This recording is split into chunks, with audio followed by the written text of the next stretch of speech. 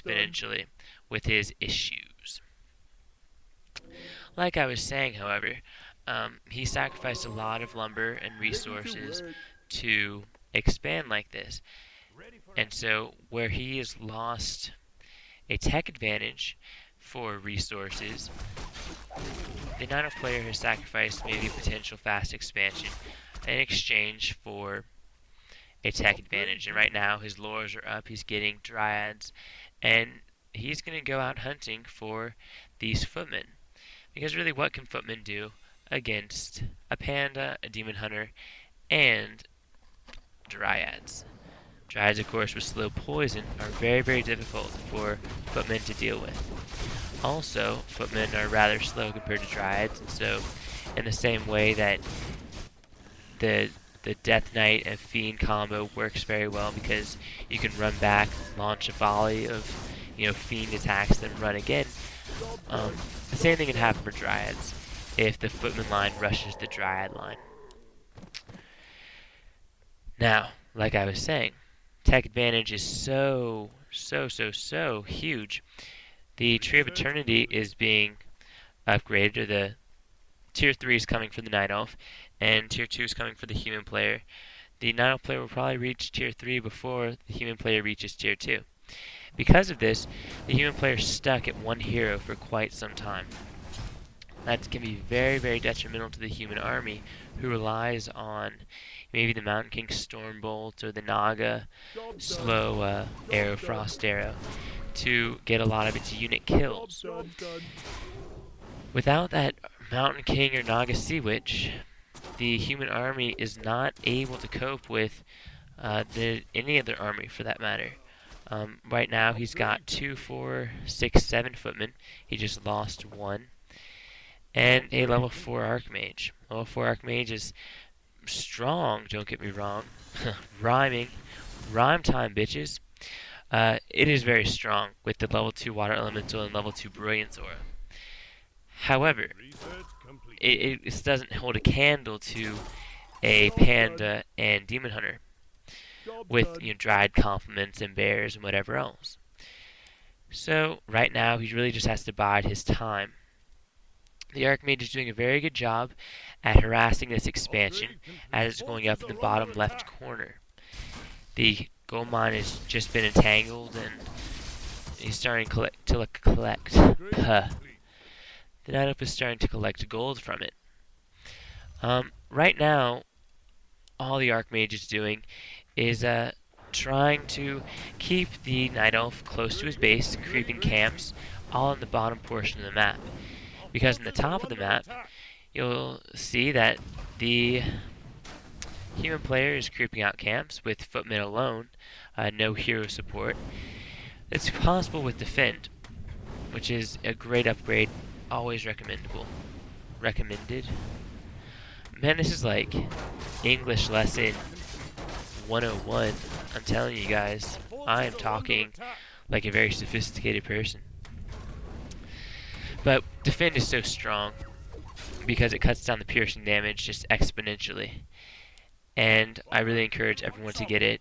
The footmen are creeping out camps, high-level camps, by themselves, taking minimal losses because of Defend. But as you can see, the Night Elf army is really stuck in the bottom corner, in the bottom portion of the map, because of this persistent Archmage who's now reached level 5. Level 5 is huge for the Archmage. It's pretty much huge for any hero. And so, you ask why is it even worth mentioning. Level 3 Water Elementals are so freaking strong. 41 to 49 piercing damage. And you can have 3 of them up at one time. With the Archmage's damage, that pushes 200 damage even. As far as one hero and his summons damage output, it's pretty much near the top. So, expansion number 2 coming up for the human player. The Night Elf player is not scattered it yet. The Night Elf player is still not really moving past the equator of the map, the center line of the map. The Mountain King has been trained, so it's interesting. The human hero levels are 5 and 1, as opposed to 3 and 3 for the Night Elf player. As it stands, the human army can't really stand up against the Night Elf army, because again, you have the Dryad, slow poison, now you have tier 3 melee for the Night Elf player. Again, very impossible.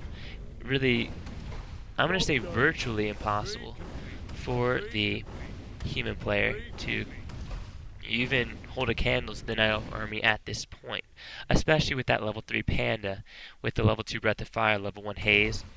It would wreak havoc on these footmen. Let's look at bottom left again.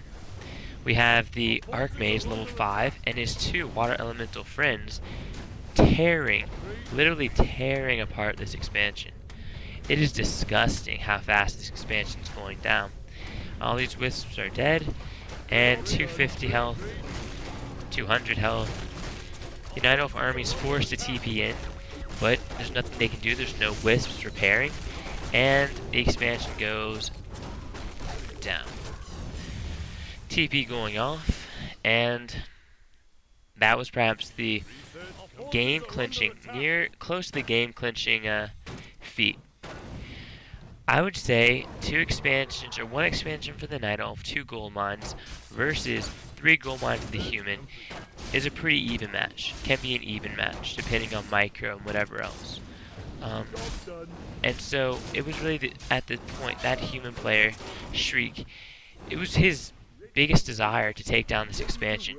At first, he was just harassing it. At first, his goal was just to keep the Night Elf player from getting to his expansions and letting his towers get up, whatever else.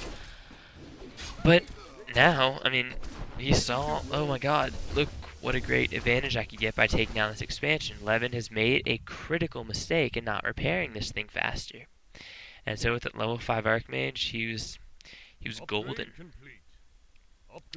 I'd like to direct your attention to the top right expansion of the human player. He's putting up a second workshop. Workshops are really freaking fun to use. Pretty much all the units you can get from the workshop can be very, very effective in mass numbers. Flying machines great against air. Siege tanks are great against air and buildings. Mortar teams are just fun as hell. They can be used wonderfully against Dryads, any unarmored unit, and buildings, as are they organic. And because they're organic units, they can have spells cast upon them. It can be a curse or a blessing, depending on the race you're playing. For instance, they can be nuked by the undead. That's negative. But they can be invisibled by sorceresses, by human sorceresses, sorcerai, and that can be very effective. Of course, I'm sure you all are familiar with the invisible mortar strategy. This game will be seeing the use of steam tanks. Steam tanks are freaking powerful. And I say freaking because I dare not say the other word in a WCR sponsored commentary. But seriously, they have fortified armor. They deal a great amount of damage, and I'd say the funnest part about these beasts, steam beasts, if you will, the fact that they have like 190 range, something like the range of a huntress.